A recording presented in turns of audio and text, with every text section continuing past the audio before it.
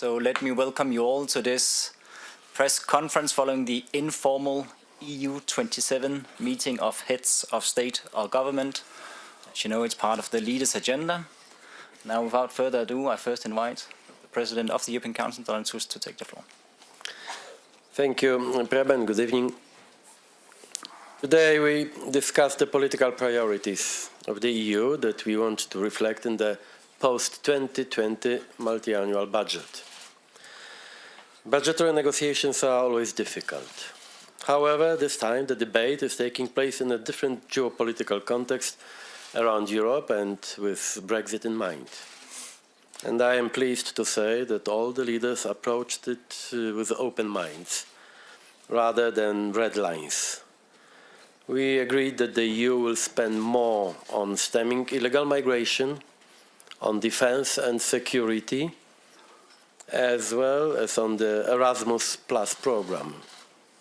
Many leaders stressed the continued importance of the cohesion policy, the common agricultural policy, investments in research and innovation, and pan-European infrastructure. It is clear that the priorities are linked with the size of the budget, and in this context we need to address the revenue gap caused by Brexit. Despite usual differences, all leaders are ready to work on the modernization of the EU budget and its policies, and many are ready to contribute more to the post-2020 budget. When it comes to the timing of our negotiations, we agreed that we should aim at speeding up the work as compared with the previous negotiations. But finding an agreement in the European Council already this year seems really difficult. We will be able to better assess the situation once we have the Commission's proposal. The second discussion was about the EU institutions, very much a Brussels bubble topic, and we spoke about the new composition of the European Parliament after 2019. Leaders broadly supported the idea that fewer member states should mean fewer seats, which means reducing the number of MEPs from 751 to 705. On the issue of lead candidates, the so-called Spitzenkandidaten or Spitzenkandidatinnen, there was agreement that the European Council cannot guarantee in advance that it will propose one of the lead candidates for President of the European Commission. There is no automaticity in this process. The treaty is very clear that it is the autonomous competence of the European Council to nominate the candidate while taking into account the European elections and having held appropriate consultations. As regards transnational lists, leaders will come back to this issue in the future. Jean-Claude also presented his idea of a merger of our two posts, but there was no appetite to take this forward. Above all, because it would substantially reduce the role of member states in the EU. Today, I have also informed the leaders that I will present the draft guidelines on the future EU-UK relationship at the March summit. Our intention is to adopt these guidelines, whether the UK is ready with its vision of our future relations or not. Naturally, it would be much better if it were, but we cannot stand by and wait. I hope to have some more clarity about the UK's plans next week when I meet Prime Minister May in London. This evening, President Anastasiades and Prime Minister Tsipras informed us about the latest developments regarding Turkey's illegal violations in the Eastern Mediterranean and in the Aegean.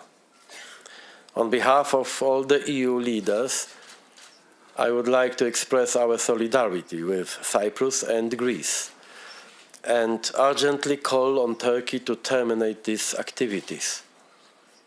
I reiterate our support for the sovereign right of the Republic of Cyprus to explore and exploit its natural resources in accordance with EU and international law, including the UN Convention on the Law of the Sea. These actions contradict Turkey's commitment to good neighborly relations and their normalization with all member states. We are ready to cooperate with Turkey and will assess at our March European Council whether the conditions are there to hold the leaders' meeting with Turkey in Varna on the 26th of March. Finally, and I believe most importantly, on Syria. The Assad regime is brutally attacking innocent men, women, and children. Its backers, Russia and Iran, are allowing this to happen. We urge them to stop this violence. The EU calls for an immediate ceasefire and for providing urgent humanitarian access to and protection of civilians. Thank you.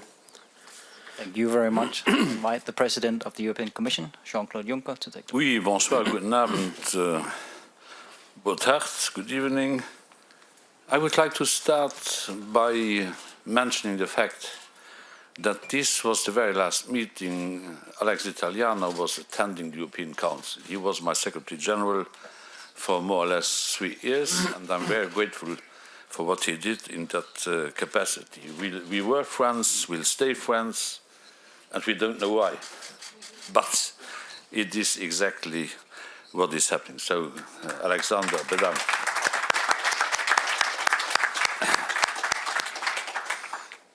As you have seen, I have appointed a new Secretary General. You love him and you wrote it down. It has been written down on paper. So this is not an event which would deserve further comments. I have appointed Clara Martinez as my new Chief of Cabinet. She's Spanish, but she doesn't know it because she had to forget that. And she's the first female Chief of Cabinet out of a range of 20 to become Chief of Cabinet together with Richard. Is he there? Yes. Who has a difficult life because he's Polish and British, so that's not easy. The situation not easy to run, but so we are well organized. Je sais que les Européens n'aiment pas trop les questions institutionnelles. Ils s'en foutent, à vrai dire. Mais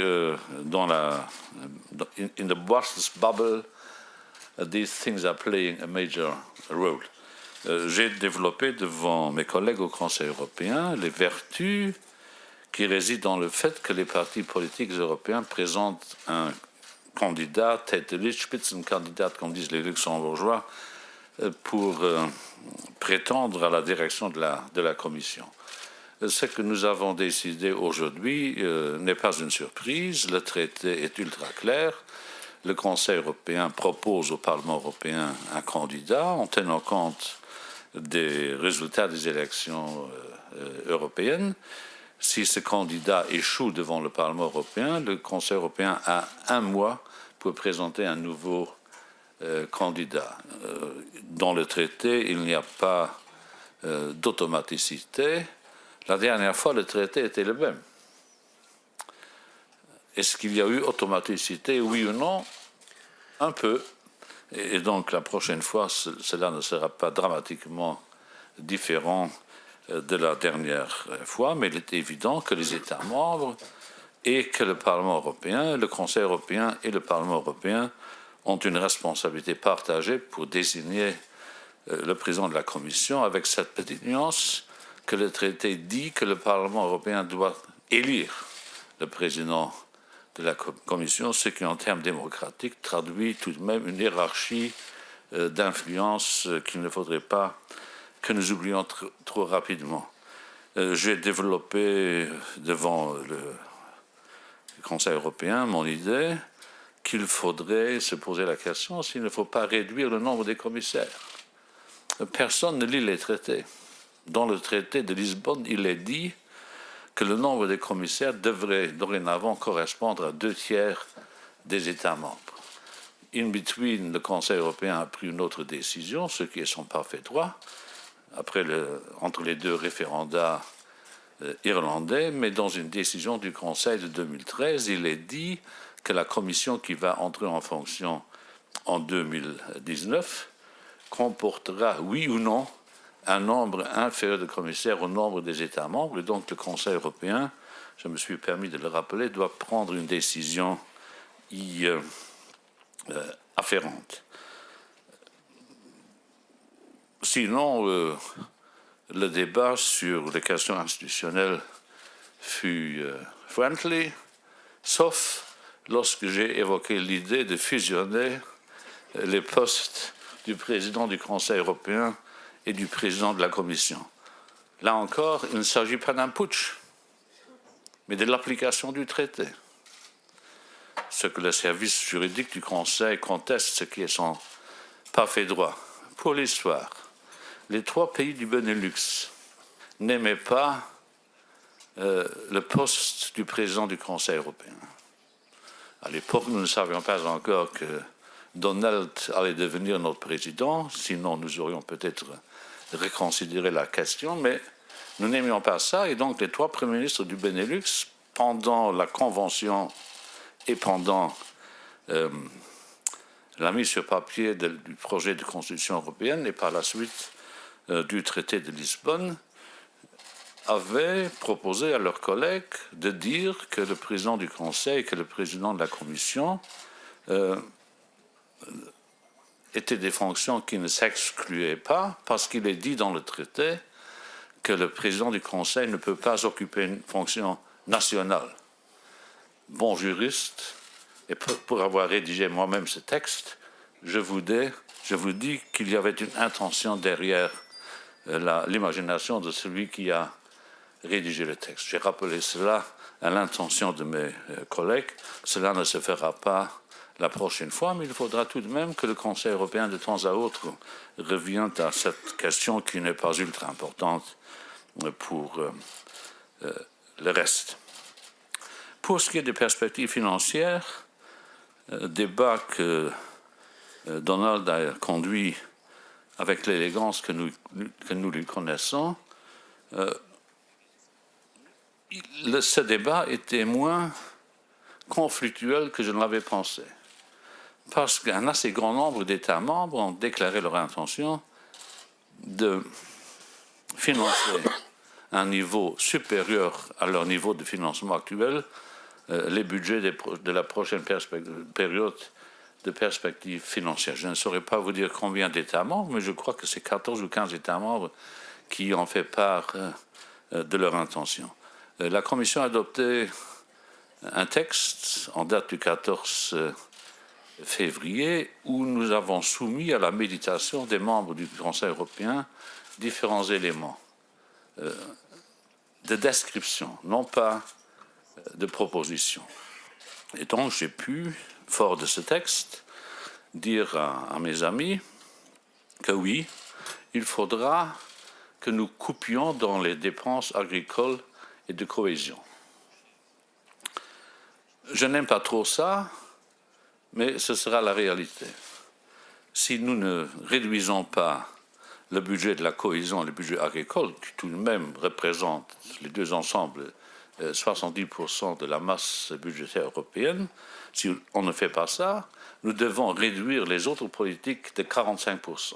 Comme nous nous sommes assez facilement mis d'accord sur les priorités qu'il s'agira d'observer au cours des années à venir, immigration, défense, frontières extérieures, etc., il faudra combiner une nouvelle approche pour ce qui est des politiques qui sont et pour ce qui est des politiques qui seront. C'est un débat entre nous dont je voudrais que nous puissions le terminer en de bonnes conditions et en toute harmonie, pour autant que l'harmonie existe lorsqu'il s'agit de fric. Là, ist keine Liebe im Haus, ist kein Geld im Haus, fliegt die Liebe zum Fenster aus, disait l'allemand. C'est strictement intraduisible, raison pour laquelle je ne le traduis pas.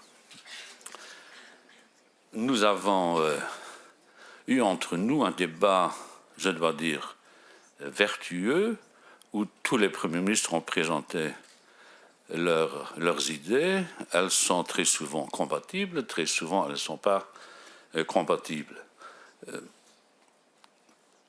Pour vous donner quelques exemples, comme tous les gouvernements disent qu'il faut renforcer la protection des frontières extérieures, sans dire d'ailleurs combien elles ont été renforcées au cours des 2 années écoulées, soit nous maintenons les lignes budgétaires y afférentes, soit nous les augmentons. Si nous essayons de doubler le nombre des agents européens qui sont sur place aux frontières extérieures, nous aurons à débourser 25 milliards sur 7 milliards. Et si nous remplaçons toutes les gardes frontières nationaux par des gardes frontières européens, nous devrons débourser à peu près 85 milliards. Donc, lorsqu'on discute des priorités, il faut aussi discuter du prix d'application des priorités sur lesquelles nous nous serions mis d'accord. Nous verrons tout cela au cours des années à venir.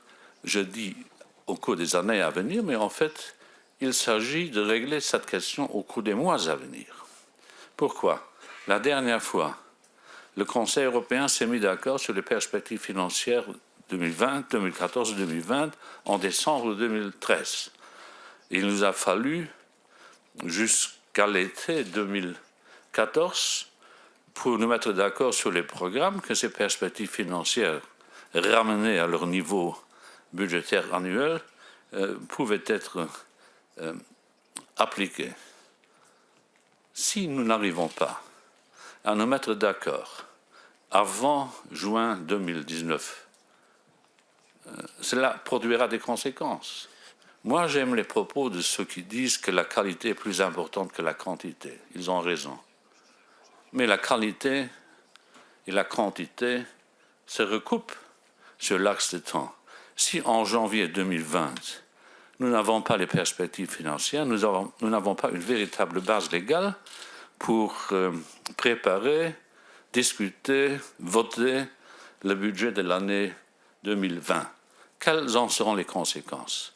Nous perdrons, mois après mois, 5000 postes de chercheurs en Europe.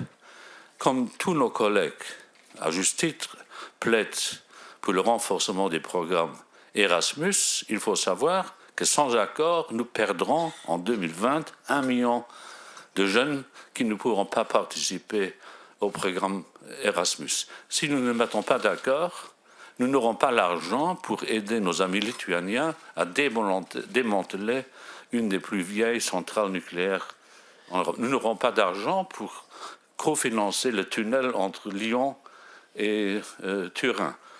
C'est des petites choses, je sais, mais il vaudrait mieux arranger le budget de façon à ce que les programmes puissent être poursuivis normalement. Bonne discussion, pas encore de résultats. Thank you very much. The floor is now open for your questions. Start here. Yes, please, David. Thanks, Preben. David Hersenhorn with Politico. President Tusk. Where are you? Right here. Ah, yeah, okay. President Tusk, we understand there won't be automaticity in the selection of the next European Commission president, but I wonder if you agree with the assertion of supporters of the Spitzenkandidaten process that it is more democratic. Is there something that is less democratic about the process as it's written currently in the treaties? And President Juncker, if maybe you could tell us why you think the idea of combining the presidencies was so unpopular, and if you heard anything from the members of the Council that makes you think their minds might change, the Council's opinion would change in the future. Thank you. I'm used to that. First of all, let me add something to what Jean-Claude just said about our friend Alexander. First of all, thank you, Alexander, for an excellent cooperation and your patience and understanding and friendship. I think it's not only my opinion that we already miss you.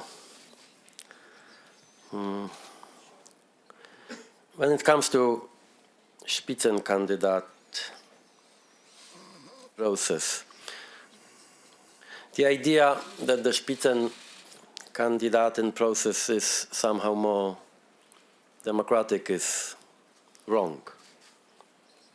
The treaty says that the President of the European Commission should be proposed by the democratically elected leaders of the member states, and that he or she should be elected by the democratically elected members of the European Parliament. This is the double democratic legitimacy of the Commission President. Cutting away any of the two sources of legitimacy would make it less democratic, not more. Of course, being a Spitzenkandidat doesn't exclude you from becoming a former or the future President of the European Commission. I am absolutely sure that it might even increase the chances. It's obvious for me. But there is not and can be no automaticity. I have no doubts. I do think that the treaty is very clear. The treaty is not describing a process of automaticity, but a process of consultation and of taking into consideration the results of the European elections. If you are in your country a lead candidate, and if your party is winning the elections, there is no automaticity that you will be appointed Prime Minister. I won the elections after having lost 2 or 3% in Luxembourg, and the government was formed by 3 parties having 20 and less than nothing. So it's not an automaticity. It's a normal democratic process. You have to convince, in our case, the colleagues in the European Council. I was partially successful last time, but Mr. Orban and Mr. Cameron were voting against me. Where is Mr. Cameron for the time being? I've heard some rumors that he's in a quite comfortable position. Yeah. And he did want to have me in an as comfortable position, but he didn't succeed. And so it's a normal, you have to convince colleagues in the European Council, and you have to organize your own majority in the European Parliament.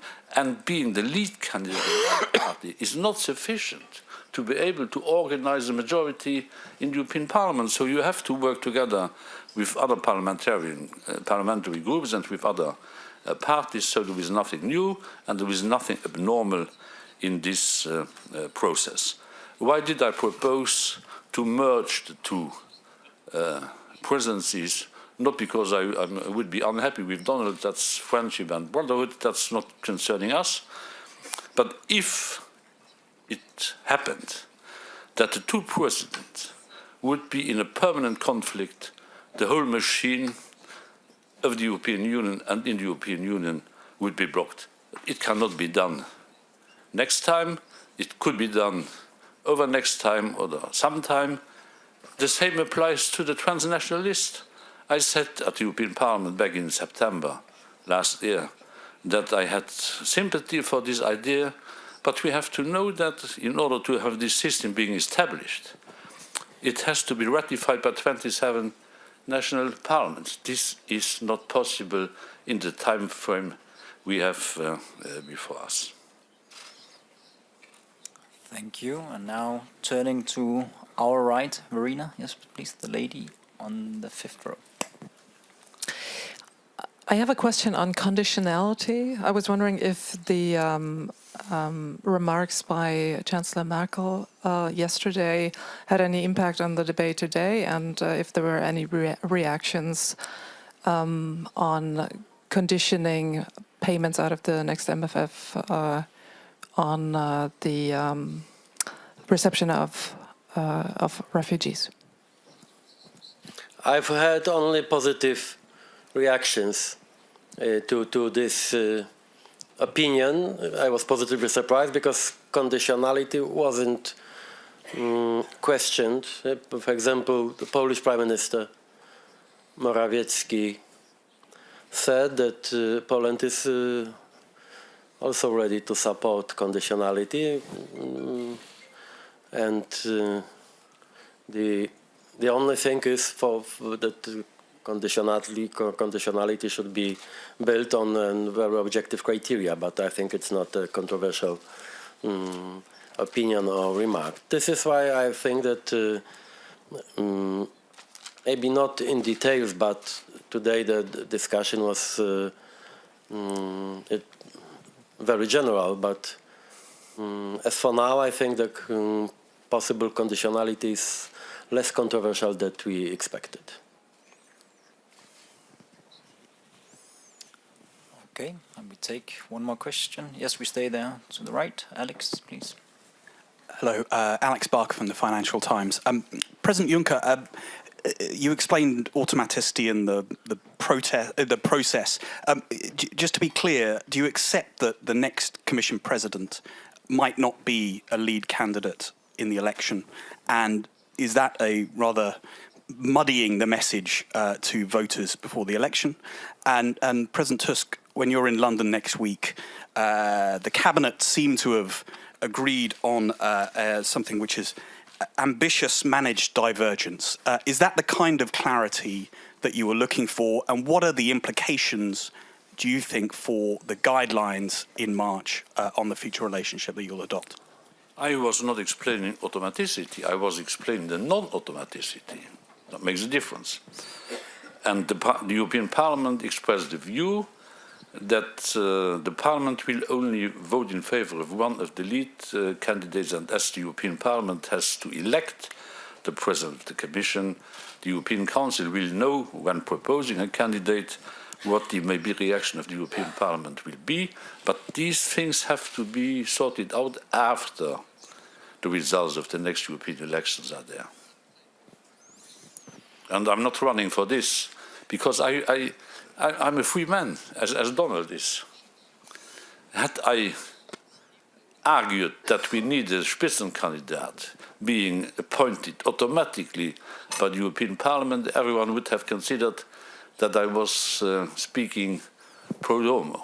I was speaking pro institutione, if that is the right way to put it in Latin. Is it? Huh? Alexander. Yeah. Okay. Yeah. Alexander is saying yes. My spokesperson number one is saying no, but he's a Greek. Of course, I am glad that the UK government seems to be moving towards a more detailed position. However, if the media reports are correct, I am afraid that the UK position today is based on pure illusion. It looks like the cake philosophy is still alive.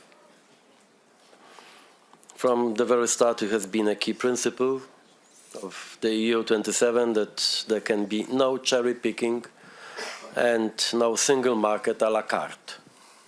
This is and will continue to be a key principle, I have no doubts. As you mentioned, Thursday next week I will meet Prime Minister May in London to discuss the UK's position, and in March the EU 27 will adopt new guidelines as regards the future relationship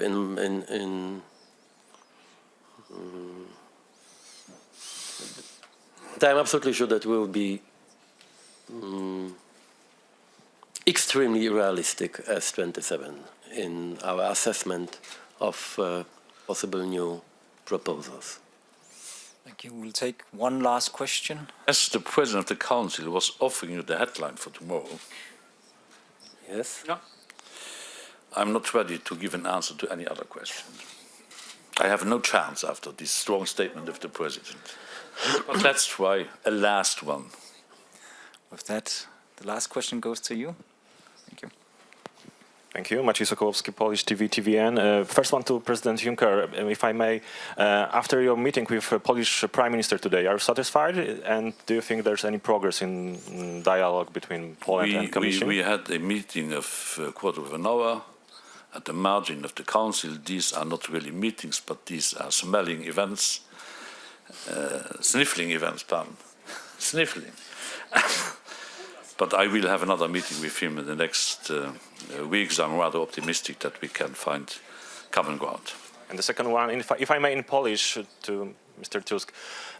Chciałem zapytać o relacje Polski z Izraelem w ostatnim czasie. Czy według pana te napięcia to jest wynik z jednej strony nieporozumienia, czy wynik jednak błędów, czy może wynik złej woli po którejś ze stron? Dziękuję.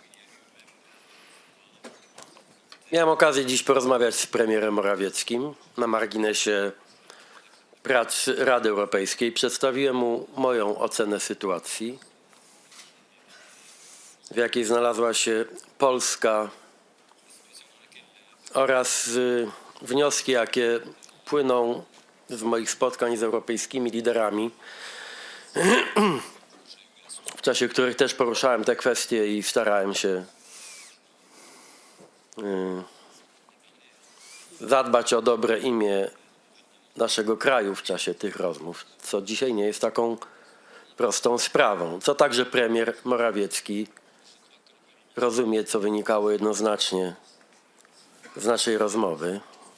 I chcę podkreślić, powiedziałem to premierowi Morawieckiemu, że sytuacja jest bardzo poważna.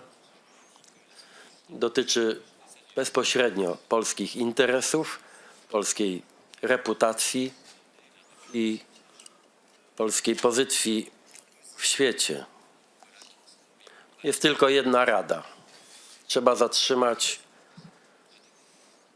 dwie fale. Trzeba zrobić wszystko, żeby zatrzymać dwie fale. Po pierwsze, falę złych opinii o Polsce, a ta fala przypomina już dziś wręcz tsunami. I drugą falę, falę niemądrych i nieprzyzwoitych ekscesów, antysemickich wypowiedzi w kraju. Obóz rządzący ma wszystkie narzędzia, aby zatrzymać obie te fale. Jeśli tego rzeczywiście tylko chce. Wszyscy ciężko pracowaliśmy w Polsce, ja też, przez ostatnie 30 lat nad dobrymi relacjami Polski ze światem zewnętrznym, w tym z Izraelem i ze wspólnotą żydowską. I nie możemy pozwolić, aby ktoś w kilka tygodni zrujnował całą tę robotę. Nie jest jeszcze za późno na konkretne działania, tak jak nie jest za późno na zwykłą ludzką przyzwoitość.